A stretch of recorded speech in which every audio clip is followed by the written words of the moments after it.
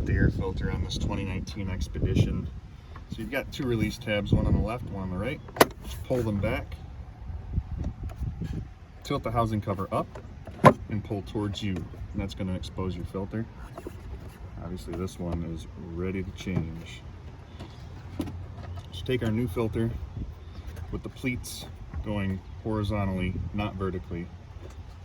Pleats horizontal, stick it in, and up here you got these fingers that have to go into the tray in these three locations. So you're going to tilt the box up and then push in.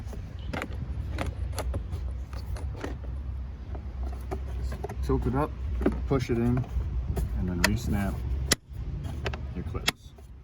That's all there is to it.